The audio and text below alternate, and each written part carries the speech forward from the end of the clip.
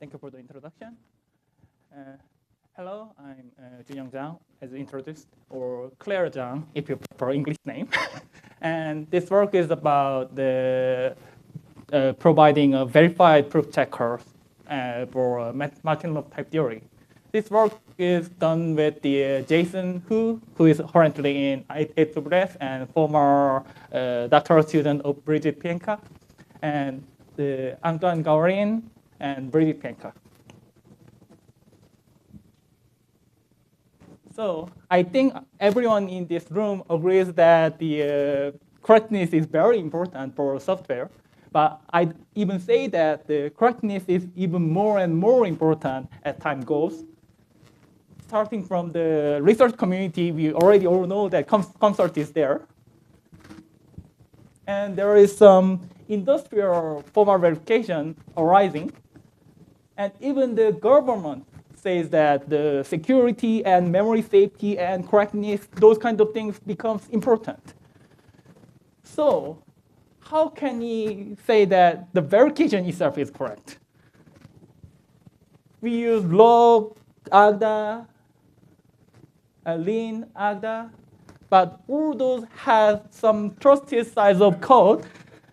Size of trusted code this is in line number of code, so it depends on the implementation language. But like the concept is, the more important concept is that the soundness bug, they have, each of them has some soundness bug or some other bugs. For example, in case of log, there is 50 soundness bugs since the 2014. And for len, there are 5. I mean, it is young, and the size of trusted code is very small. But there are 5 soundness or seg force bugs because they are implemented in C++. So soundness or seg force bugs since 2020. Maybe the mic position is not so good.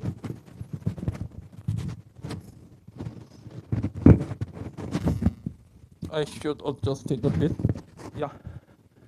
And in case of agda, we have 80 soundness bug because of, as you can see, the size is very big, and there is no separated corner. So the size is very big, and there are lots of soundness bugs since 2015. So what it needs is verified implementation of a verifier. However, correctness is not the only important factor in terms of verified implementation. We want an implementation, not just a proof. So efficiency is what matters. We want to verify the implementation to be at least usable. We don't want to be like super fast, like blazing fast. We don't need to. But that should be at least usable.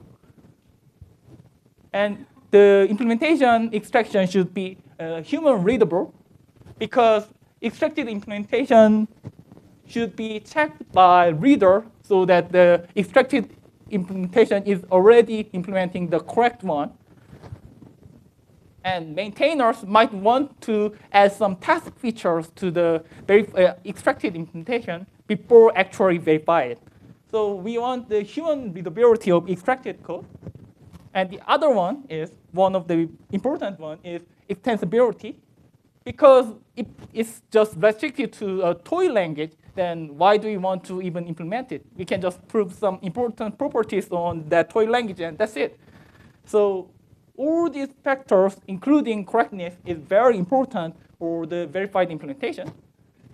So we introduced the McTT, correct by construction proof checker, whose focus is on correctness, efficiency, usability, and human readable output for a core MLTT with cumulative universe hierarchy, inductive base type, in our case currently the Peano natural number, and the other future extensions, like there are ongoing works on the future extensions.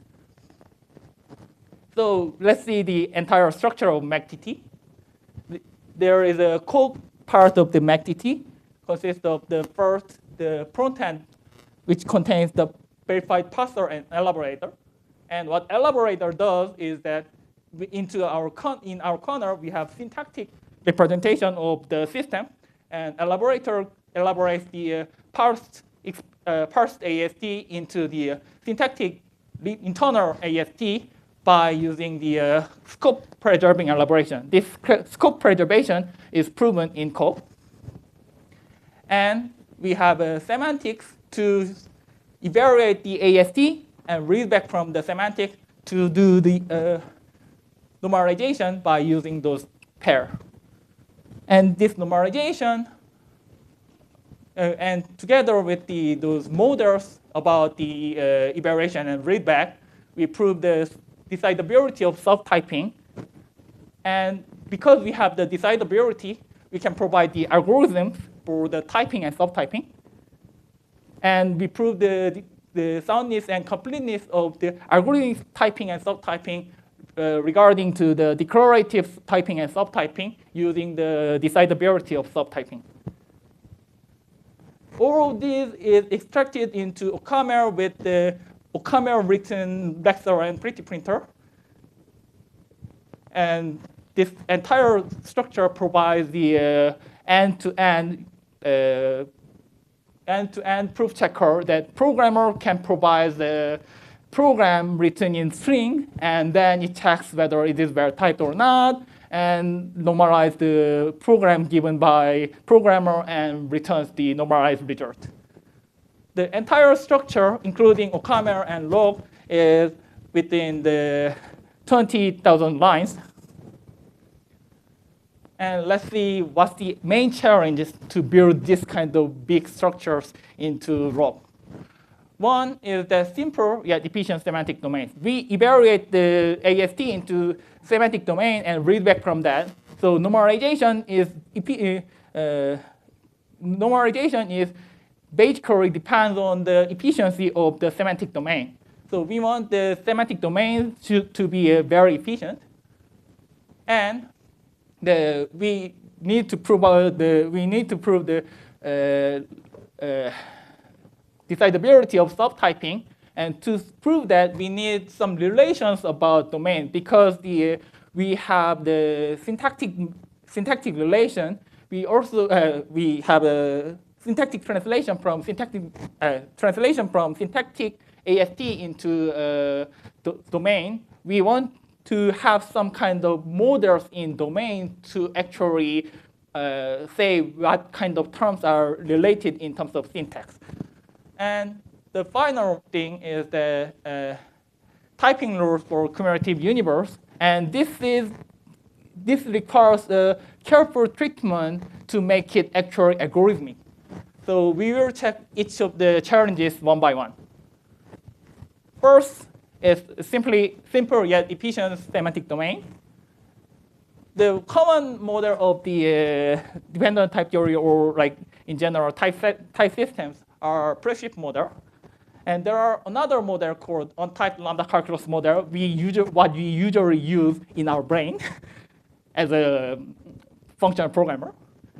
And this first model is problematic in the sense that it has lots of categorical structure and it's more complex to execute. You need to preserve all the categorical structure when you prove something about that. So it's hard to prove and hard to extend.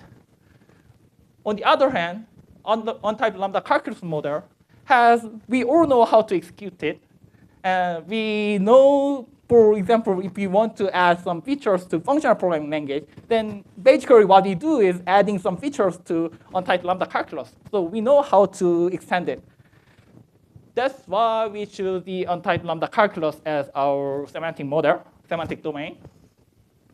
And let's go back to this entire structure.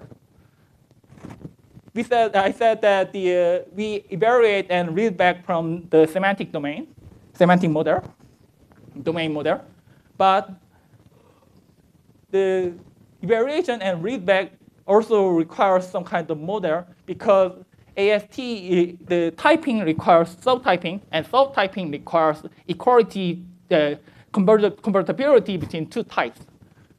So we want to have some kind of notion in domain models as well. We also need some kind of equality model in terms of domain as well. So we need some kind of semantic relations, but the problem is that when you want to define the relation between types, we need to define the relation between terms. Why? Because, for example, in this case, we have the pi type. In case of pi type, we first check whether the argument type is related. And if the input is related as a term, we want to say that the return type is also related. But note that there is this pointer that from the definition of type relation to the term relation. The more problematic thing is that in term relation, there is a reference to the definition of type relation.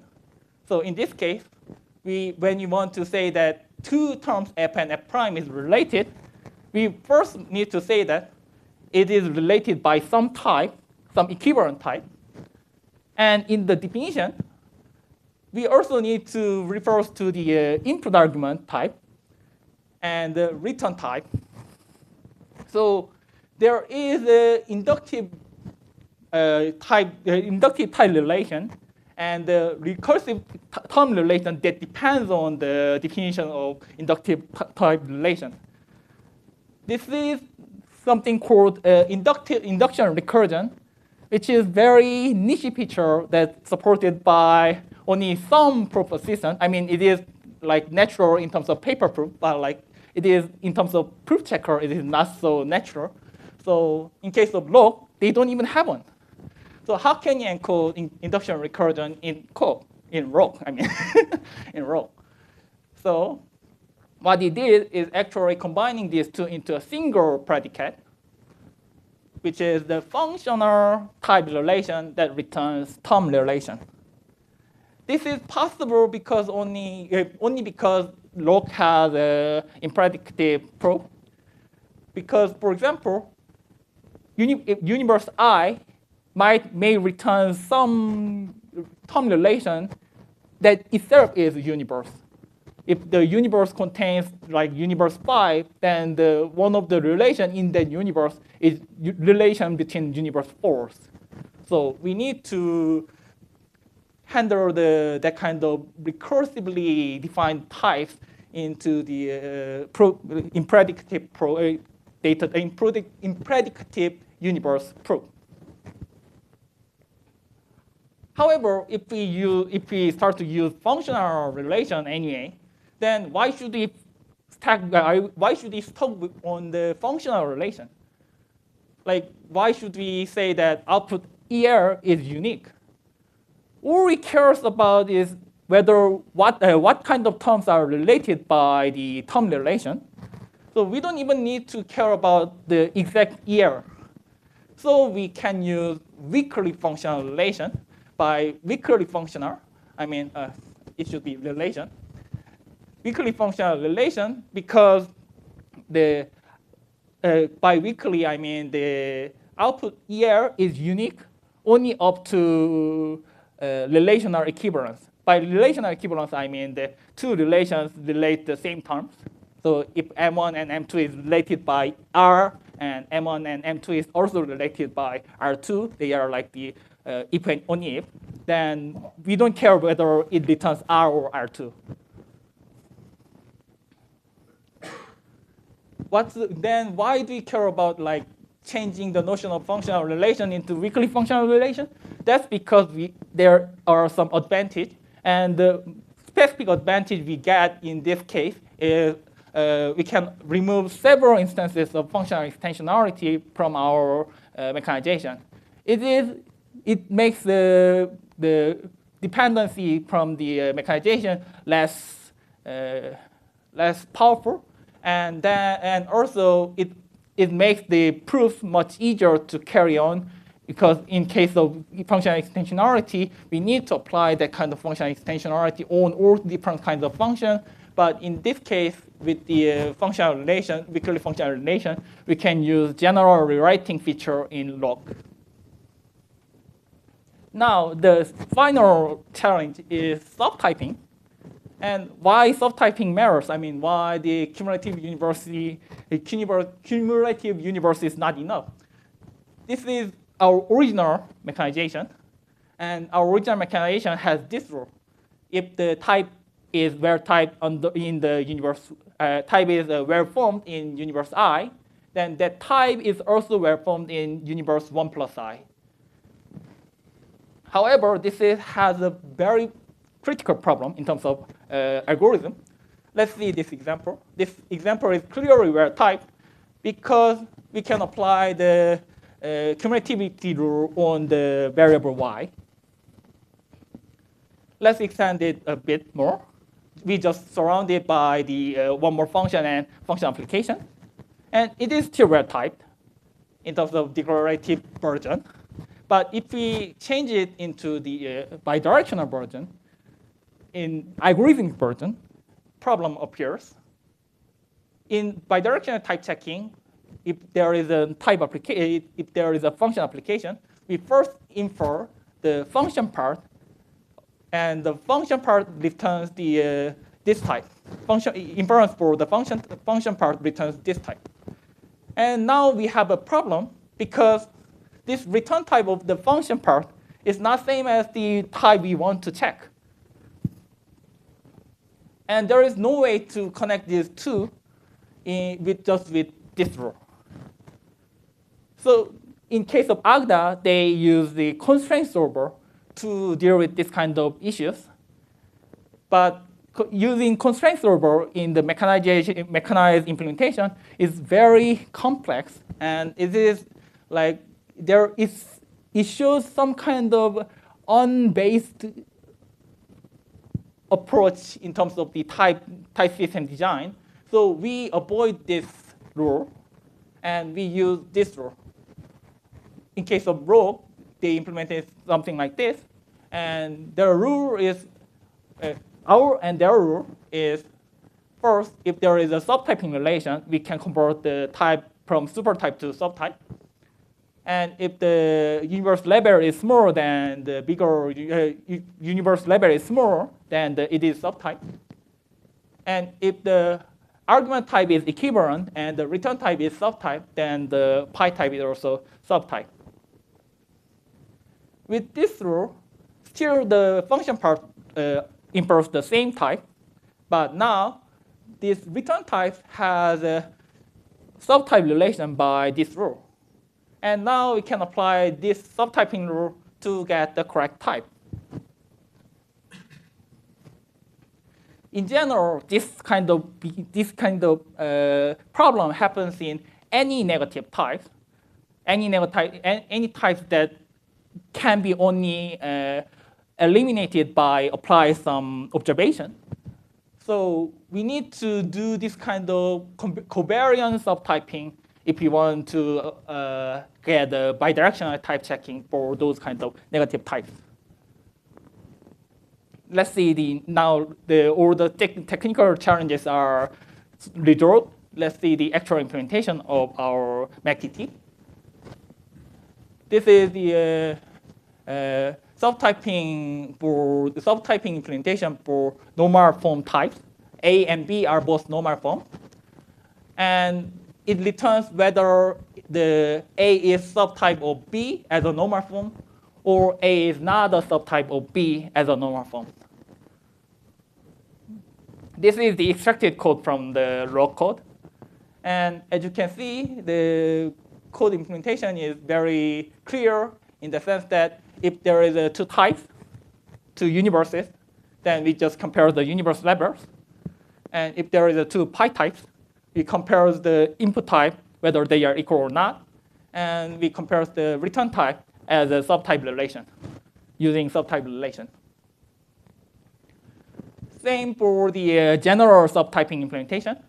So if we have the input type A and B, we check whether A is subtype of B or A is not subtype of B.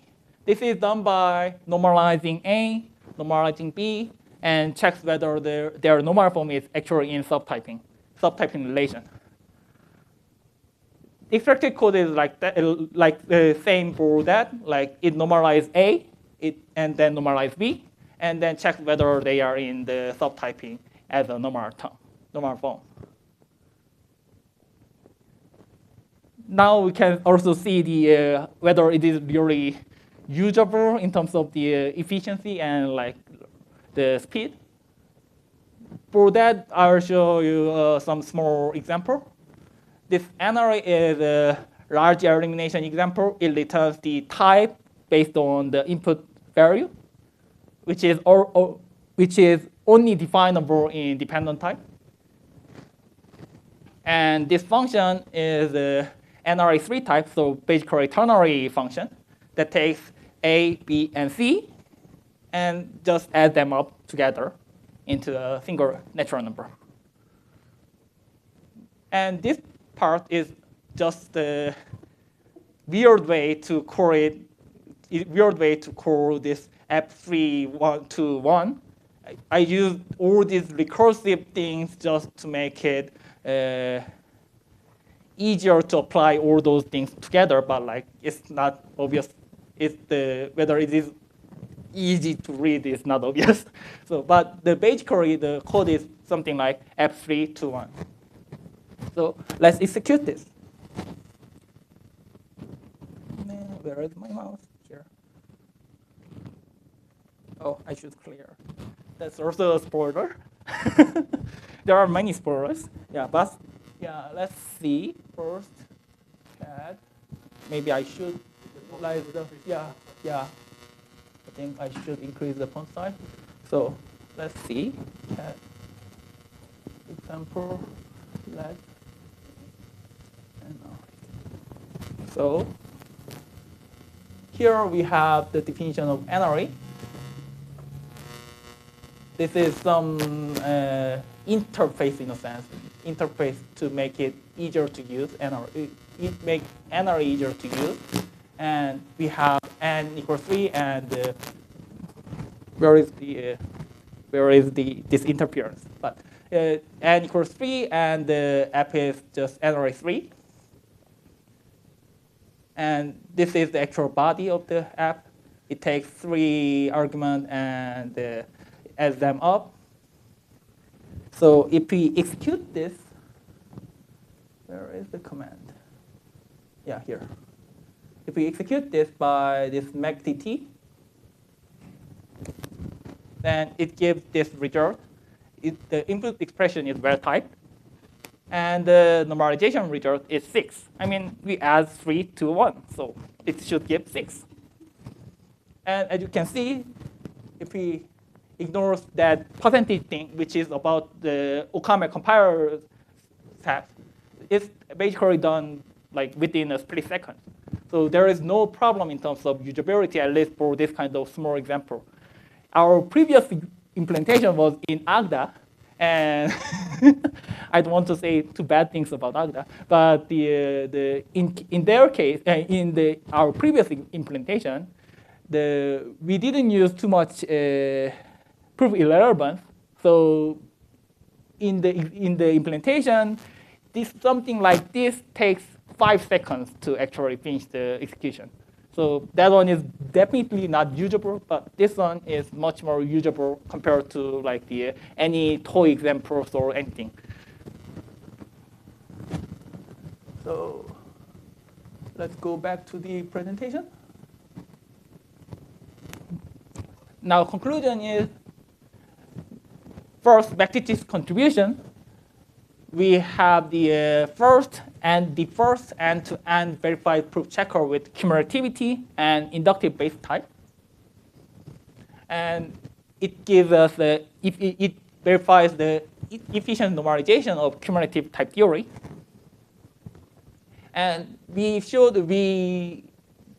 recognize that the weakly functional model allows us to avoid functional extensionality in almost all cases, except just one case. There is some one not so necessary case, but it's too hard to avoid by hard I mean it requires too much code, so it's too hard to avoid the functional extensionality. So we just use functional extensionality just for that one case, but it is not essential.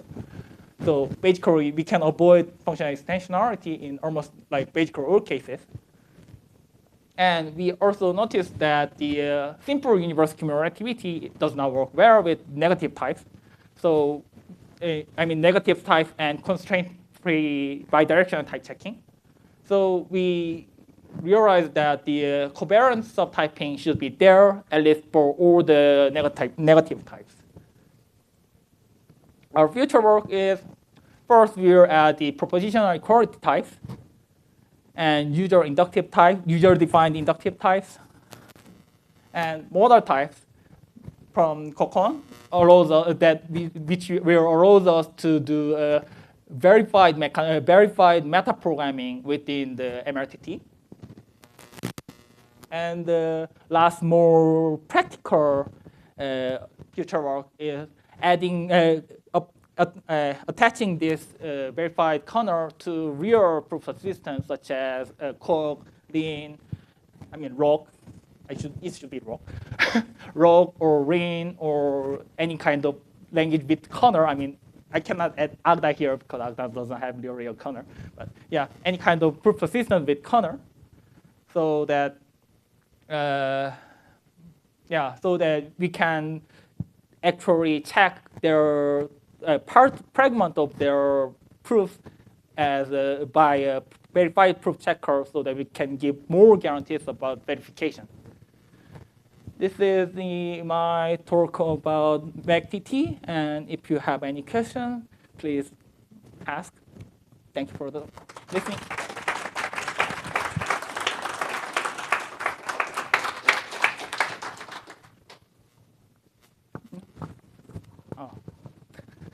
Hi, I'm Fafonia from Minnesota. So I have a question about the subtyping rule of the pi types. It seems that you are not allowing the domain type to have the subtyping relation. Is that intentional? Contravariant subtyping is intentional in the sense that we have some idea, and I think it works, but it was not so clear. And in case of log, they don't have the subtyping for contravariant subtyping for argument. So we first implemented something that is well known first, and then we will extend it to the contravariant subtyping as well.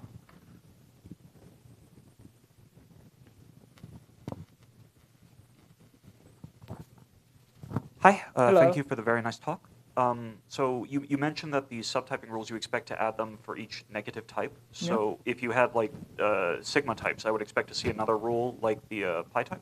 Yeah, I think there should be two different rules for, not two different, but the two different subtyping derivation for the sigma type.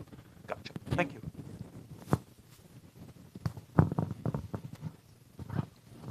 So you mentioned that your inductive recursive type is not, induction recursion isn't supported in Coq, and so you found a way around it in this situation. But then you also said you wanted to extend this to user-defined inductive types, and it sounds to me like you're trying to build a model of Coq inside Coq.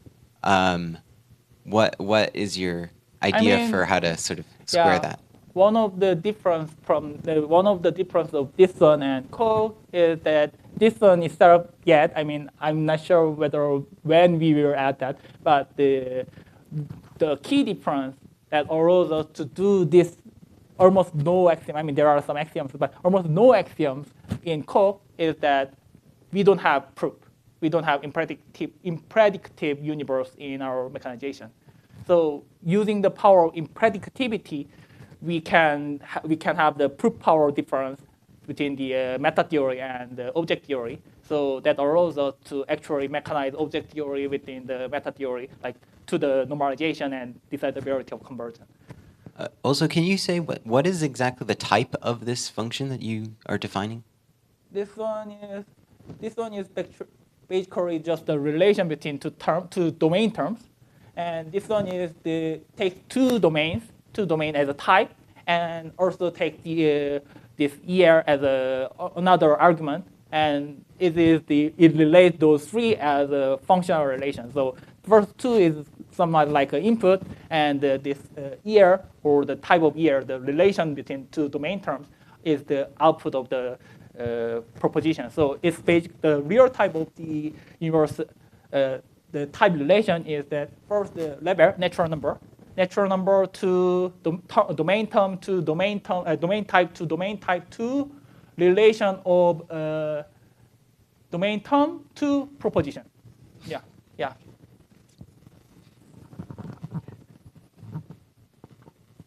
Hey. Yeah. I was wondering, is efficiency the only reason you switched from Agda to Rock?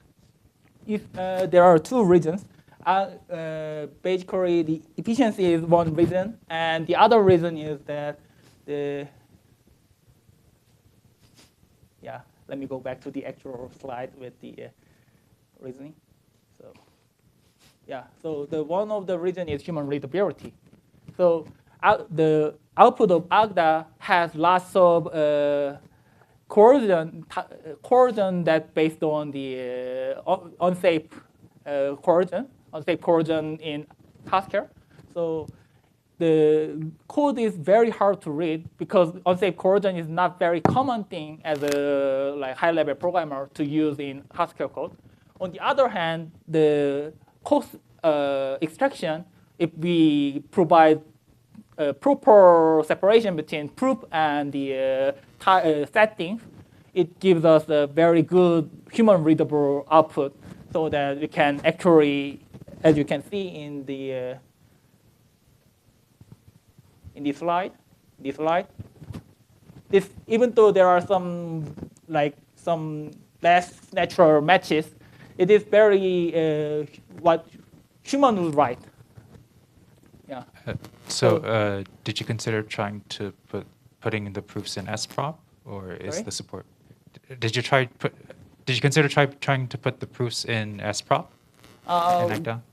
We didn't, but I'm not sure whether that is very extensible. That's basically the problem. If we have to add some more features, I mean, we don't even know whether we will add some more powerful features like homotopy type theory or something like that. I mean, we probably not yet, but if we want to add some more features, then it's better to have less restriction in terms of encoding type. So. I'm not sure if I. We didn't consider whether we didn't consider SPROP as a good candidate for the our encoding. Yeah. Okay. Thanks.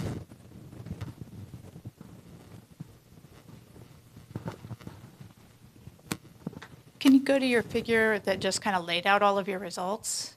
Right. Results. Okay. Here. No. The picture with the structure, you mean? Yeah. This one. This one. And you said that your total proof was about 20,000 lines of rock code. Do you know how that breaks down among the various results here? Like, is it mostly in talking about decidability subtyping, or how much is in the connection between the syntactic and the algorithmic? This part. Okay. It's mostly about the decidability of subtyping. This part takes 13,000, if I remember correctly, and all other parts, including OCaml thing, contains about 7,000. So it's mostly about the semantic and decidability of decidability of subtyping. Yeah.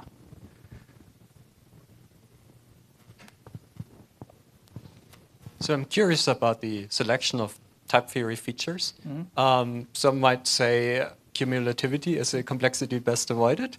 Or did you specifically seek out that challenge? How did you select that? Cumulativity, we choose cumulativity because cumulativity's model is, we thought that the cumulativity's model is the most natural in terms of the universe hierarchy. And it also gives us enough challenge in terms of the power model and growing model. And it hasn't been, as far as I know, other than our own other works, it hasn't been mechanized in any other proposition. We have Agda mechanization in other paper, but other than that, there is no other mechanization for the cumulative universe, for hierarchy of cumulative universe. So that's basically why we choose the cumulative universe, because there is to repeat myself, first, there is we thought that it is very natural in terms of domain model and per model. And second, there is some enough challenge. And third, it hasn't been very well explored except our own work. Those three are the reason we chose the cumulative universe. Nice. And smaller questions, maybe. I hope I didn't miss that. How do you represent recursion in the end? Sorry? How do you represent recursion? Do you have, is that a primitive syntax or? Yeah, it's primitive syntax. As you can see in this example, we use this black. Yeah, and so that's pretty much the kernel representation as well? Yeah, it's okay. like just the recursive eliminator of natural number. Yeah. Okay, great. Great. Let's thank the speaker again.